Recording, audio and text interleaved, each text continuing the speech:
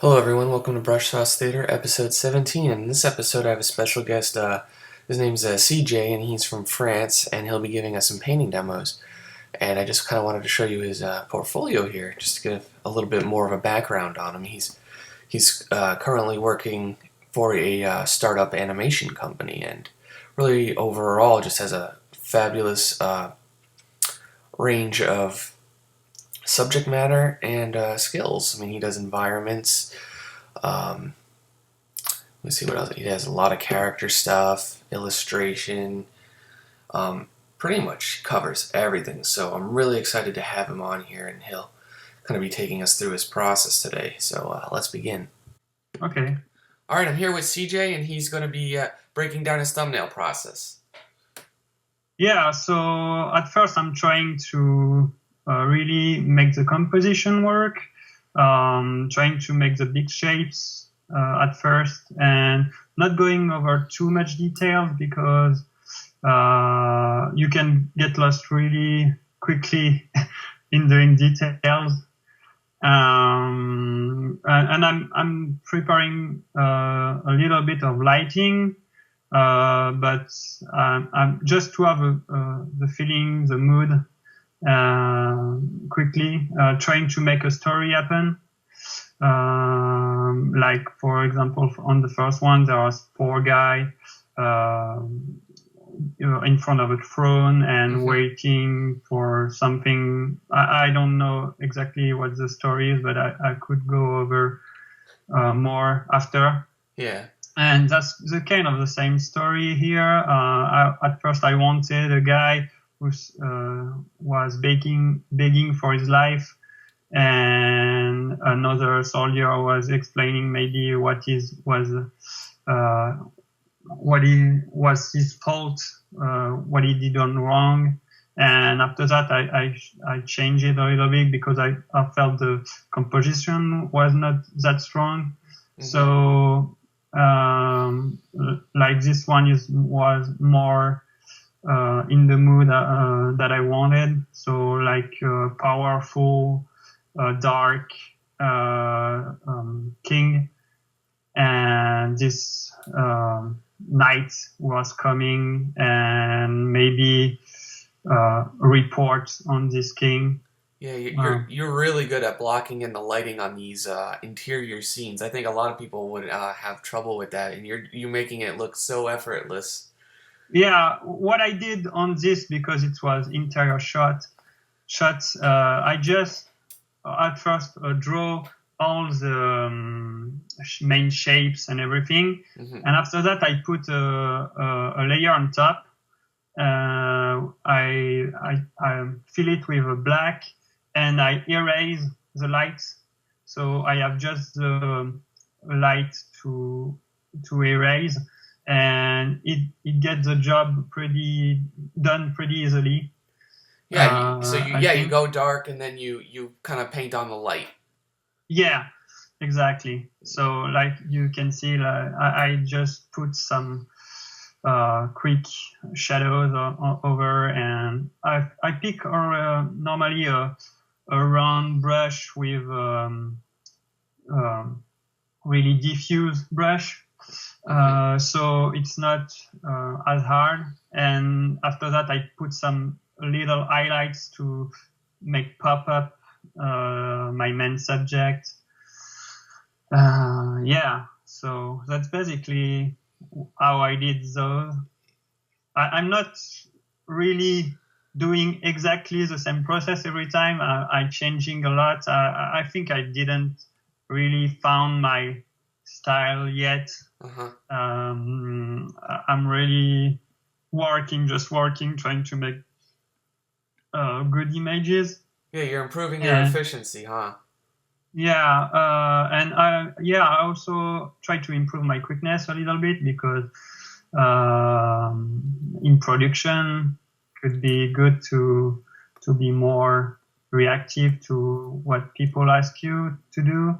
And like doing those thumbnails is really a good process for me, because it allows me to search for a lot of different things before actually going into the detailing and the rendering process, because if I just do one picture of one thumbnail, I don't think I'm getting to the best picture I could get. Yeah, I absolutely agree. And I really trying to having this thought process now, because before I was doing just only one picture and I was going for it and try to render it till the end what I could, but I think composition wise it wasn't that good, and because you spend so much time into it, you don't want to like forget about it. You want to push it through, but at the end you are not happy with it. So I think doing this process is more it's better, because you get to a better picture, and you can see that my first picture wasn't that good. Yep. And not that creative. And the more I go, the more I try to push to something else and something more creative. And that's why I'm doing all these thumbnails. Yeah, we have this sped up a bit. How much time approximately would you say each one of these actually takes you to go through? How about for the thumbnails, each individual for the thumbnail? thumbnails? Yeah. It's been like 10 minutes to 20 minutes each one, I guess. That's not bad. Yeah, it's not that good either, but you're exploring a lot with each one, though, so it's totally understandable that they're more than like, a 5-minute thumbnail, because you have lighting, architecture, and form, and all that in one of these. So yeah, because it's when I watch like Fengzu, these kind of guys, they are going so fast and they have like so much detail already. I don't know. I feel already always humble when I see these guys, and they are really, really good. And yeah, I'm trying my best to do my best. No, these are fantastic, dude. Yeah. Like you have such a different camera angle, and even like a varied subject matter within each type of throne scene here. It's just awesome. Your mind is not stopping. Did you have any of these kind of planned out, at least in your head, ahead of time? I didn't have any. I just know that I wanted to do a throne scene, and I didn't know what to expect when I started. Maybe I have a quick idea before I get into it. Before on this one, I wanted to have like Egyptian feeling a little bit, so I introduced those pyramids in the back of the and you have this queen with people around her, like giving her water or fruits or this kind of thing. I'm trying to have a story in each one of those because I think we are storytellers. So if we are just like doing like you can say a landscape and there's no story to it, can be good. It can be really good render-wise, but yeah, I like to have a story in it. That's what I'm looking for. And because I'm in the cinema field. You work for an animation studio, right? Just to make that clear. What? You're working for an animation studio right now, correct? Yeah. A brand new An upcoming one. What? An upcoming one, right?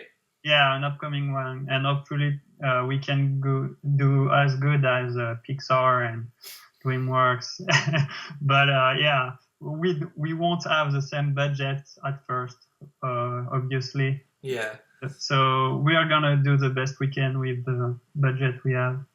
Wow, and you're going back and you're even coloring all these too. Yeah, I'm putting in colors the one that I felt have the more interest to me, and not so much the other one. Yeah, because I felt that they were more interesting, like they have a more unique universe to it. And yeah, the other one felt a bit too maybe Game of Thrones like. I know Game of Thrones is huge this day, but I don't want to do the same stuff that everyone's do. So now you're moving forward with this one, correct? Yeah. And I noticed just in case any viewers didn't, I think you colored this pretty much just with an overlay layer. Is that right? Yeah, it's an overlay layer and maybe one multiply layer. Yeah. To the color at first. And yeah, so I started to go on this one, and I'm searching for shapes, trying to refine them a little bit. And I have a slight question, if I may interrupt for a moment. Did you have a perspective grid for this, or is this pretty much all freehand? Yeah, I did go freehand for a while. And I don't remember if I used the perspective grid. I just tried to have something weird happen with the walls, like having a triangular room. But I know it kind of messed up for some people, and they talked to me about it after, and I refined it a little bit.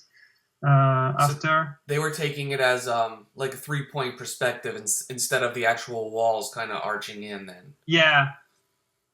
So I made some correction after that, but I don't think it was in the video. It was after. Yeah. So you can find the last picture on the community, and you'll see the difference. So at first, I'm searching for colors, trying to get the moods right. So you toned it, and then you're kind of just going through adding like one color at a time, right? You're not just doing one final layer of color pass. It looks like you're kind of building up the atmosphere and the mood kind of by. Yeah, and that's one of the things I am changing these days.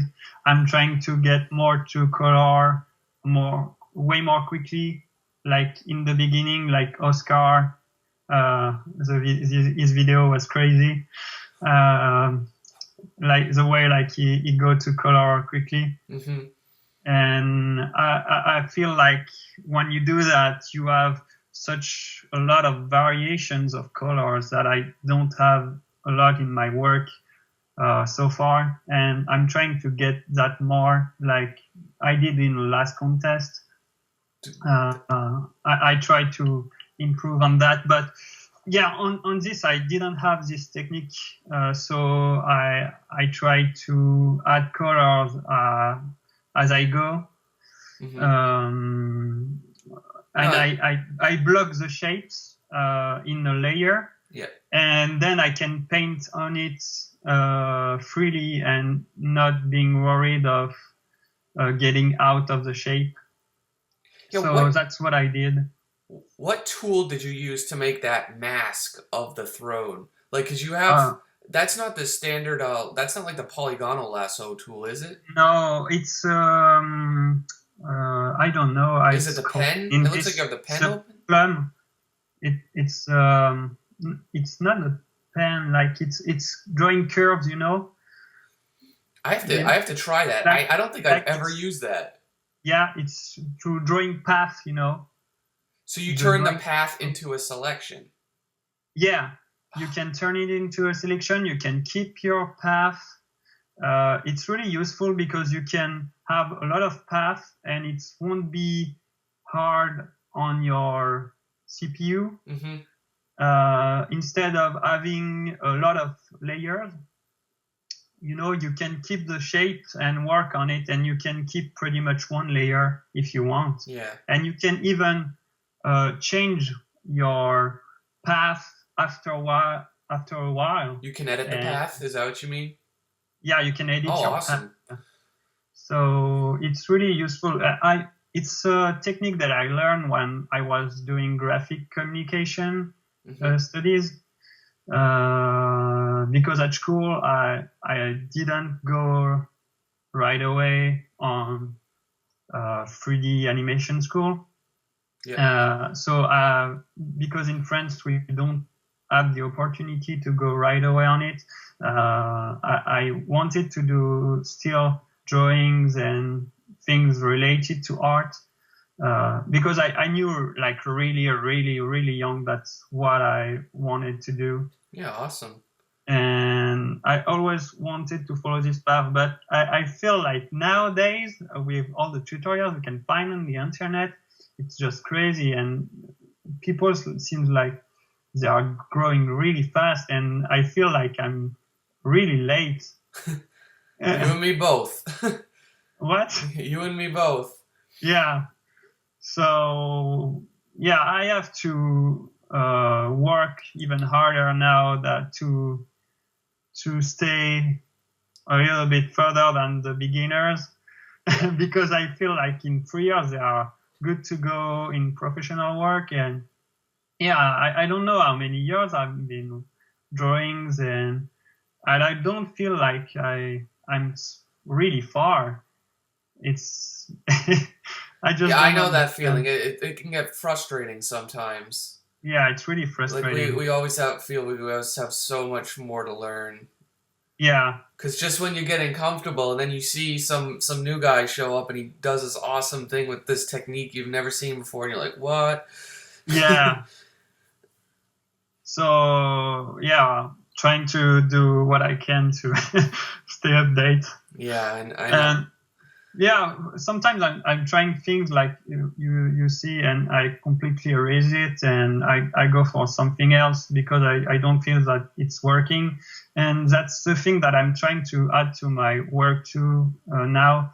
It's like I don't want to be too much involved with a shape, or how can I say that? Yeah, don't want to be like, okay, this shape is good, and yeah, could be better, but I want to stay with it because I worked on it so long. Oh, I didn't mean to interrupt, but yeah, that's exactly what I was talking about this week with some of the students I'm mentoring, is that they I'd assign something to them, and then after like 3 days, they didn't get as far as they wanted to. And then, well, I said, why is that? And like, well, I couldn't commit to an idea because I kept making shapes and then constantly changing and going over them. Yeah. And I was like, sometimes you can't see the end result after just a few strokes. You have to commit to it and just work it a couple times.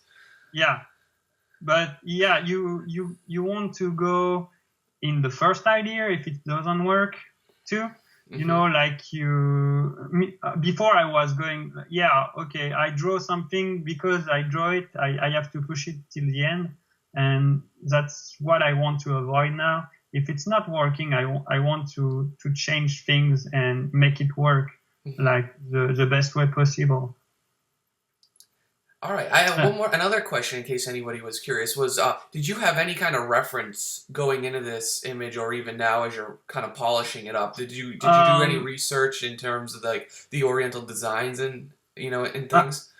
Not so much. I did search for a gong at some point because I felt that it wasn't looking realistic enough.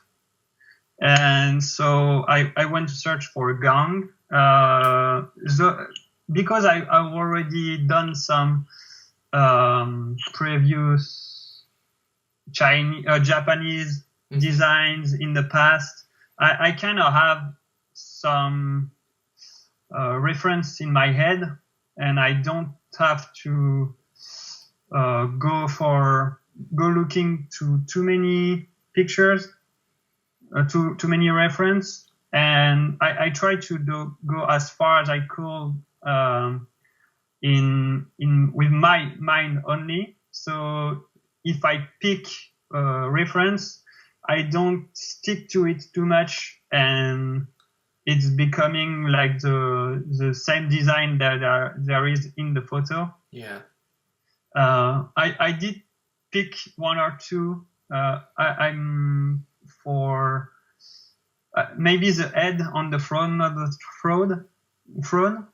I think I did search a picture for that, and also for the two like mini pillars that are in both sides of the throne. I think that's it. That's pretty much it. The rest, it's all by the mind. That is an awesome tree brush you have there, I must say. It's not tree brush actually. It's shapes, and that's shapes that I prepare for something else before. And with the path, you can make like custom shapes. Mm-hmm. And with custom shapes, you just have to like put them in the canvas on another layer, and you can stretch it the way you want. And it's really useful because it saves a lot of time. And you can do like crazy trees. Like you can take like 5 different trees that I draw and put them together, and you will have awkward looking trees that you didn't think about drawing before. Mm-hmm. That's a technique that I've seen from a tutorial that I get not so long ago. It seems really helpful. Yeah, it's really useful. I can maybe look for it. What's the name of the guy? Just quickly. Was it Sparth? I know he had some shape to No, it wasn't Sparth.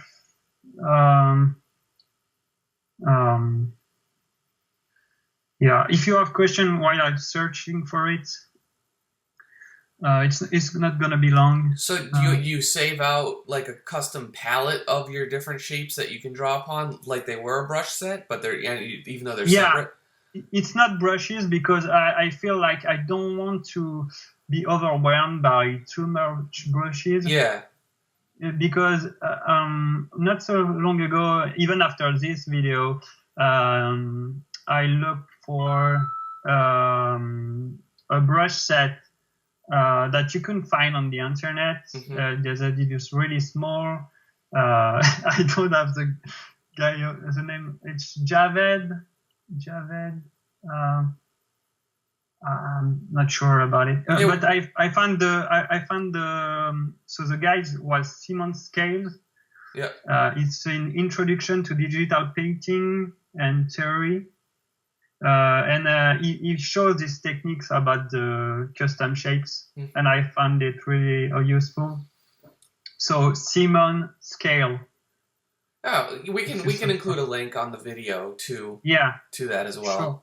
So people can check it out because it looks awesome. This guy, and the brush that I used, that I was talking to you about, was I'm sure I can find it. Yeah, no worries. We can just once you find it, we'll link it on the Okay. Yeah, we're checking out you kind of soften some of the lighting and embellish some of these details right now. It's looking awesome. Yeah. I'm trying to add more to the mood. Yeah. Trying to add some details too. And yeah, you see me like zooming now a lot because of the Wacom. I want to do like drawing with my arm. Yep. And not with my how do you say wrist? That? Wrist, yeah. I don't want to draw always with my wrist, and to have more fluid lines. So yeah, I'm zooming a lot so I can do like big movements with my arm. And now, yeah, I wanted to make a texture.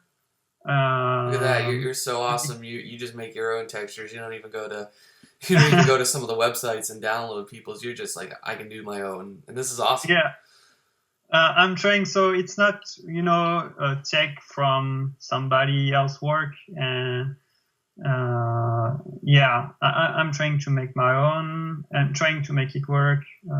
Trying to make it look like it's a Chinese thing, or Yeah. And after that, I just put it in my work, and I wanted to make it match to the colors and the shadows and everything, so it works.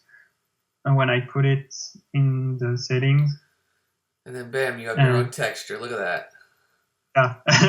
Awesome. Yeah, but I think like it's a bad thing in this picture because it makes a lot of details just into this zone, and now the level of detail is crazy on this wall, and I don't think it's a good thing. So I guess I've gone a bit too far on this. No, it's not so bad. It reads well, and just because your value structure within the scene, it's still, the emphasis is all on this character here. Yeah, I did the same thing. It's a matte painting technique. Mm-hmm. It's like you taking just a little small part of your picture and you make it way bigger in another file. Mm-hmm. So it's really faster to work on it, and also more precise. And when you bring back this into the artwork, it's gonna look like really detailed. And it's make your eye focus. That's actually a really good technique. I don't think I've ever mentioned that in any of my previous videos. I've done it a couple times, especially with the character pieces, but that's a brilliant idea. Yeah. So I don't remember where I saw this technique. Maybe it was Dylan Cole back in the day. I know. I used to watch his tutorials too. Yeah. There is so many awesome artists out there. It's just mind blowing. Yeah. This is really good because it helps you focus just on this, and you take it in as the character as if it's in an isolated setting. So yeah, you won't get distracted. I'm trying to remember also what was the mood, and because I've prepared it a little bit before. Mm-hmm. I already have some tones and some values there that are already working. And if when I put this back to the throne, if there is some mistake, I can still change it. There's no problem to do that. And now, I'm just trying to make some details, some cool details that probably you can't really see when it's small, but that's why it looks so good when it's small, because you were, as you mentioned, you enlarged it, and everything and always looks better. Focus on this. So basically that's what I did. I'm not using these techniques very often, mm-hmm. but I guess I should have. I should do it more. It's just I hate spending too much time on one piece. Yeah. Maybe one day I like it's not too much. And when you like spending like 2 or 3 days, I'm getting really tired of one piece. Yeah, I feel that too, man. What? I always feel the same. Yeah. I want to do like several pictures. I don't know if it's good, like because you're not pushing it like this crazy artist like who have all the details and the rendering well done, and they are mm-hmm. really like famous pictures can be sometimes like they are getting into the darkest books, or they've been printed. Yeah. But yeah, because I'm more of a concept artist, I want to go through ideas more quickly. Absolutely. And not focusing so much on illustration. On illustration. But I mean, when I want to be more. I want to get better at designing. Yep. Because I don't design that much. I did search for a lot of thumbnails at first, but when I'm coming into this, I don't feel like, I could search for like 10 different prompts before getting into that. Maybe could be a good thing for me now to work, like having more designs, I guess. All right. I now is the part where I have to. It's ending, so I got to thank you for coming on. I learned something, and I definitely know some viewers will. And I also wanted to thank you for being such an awesome contributor to the Brush Sauce community page. You're really awesome, and we'll definitely have you back on. I'm not sure I will have as much time as before. Mm-hmm. But I will do what I can to continue. Well, thank you very much, and we'll leave it here. Awesome job.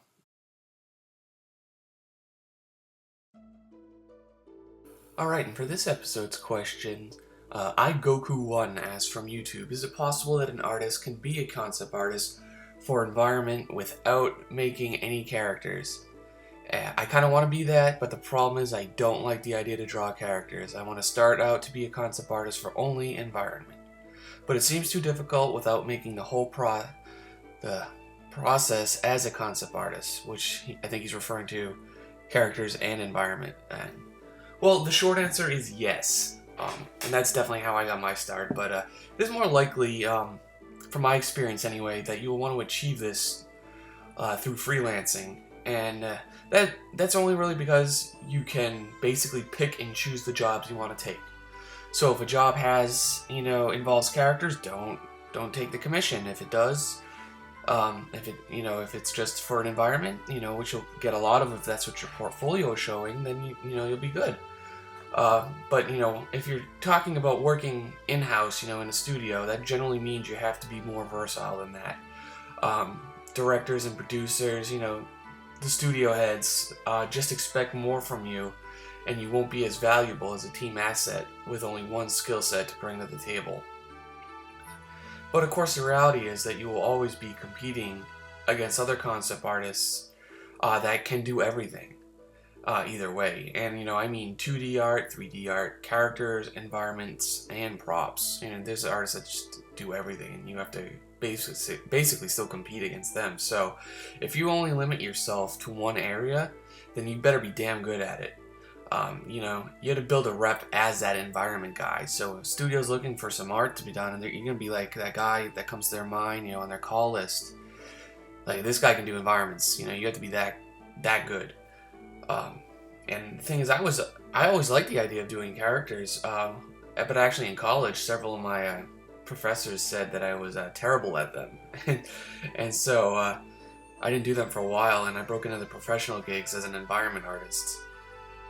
Now, 5 years later, I'm doing quite a lot of character design these days, and it was once my unmarketable weakness, but I worked on illustrating and character rendering and proportions, all that stuff, and I proved to some companies I can handle it, and that's something I do on a regular basis, and I find that I quite enjoy now. So you never know what happens down the road. But thank you guys, everyone, for watching and subscribing, and take care.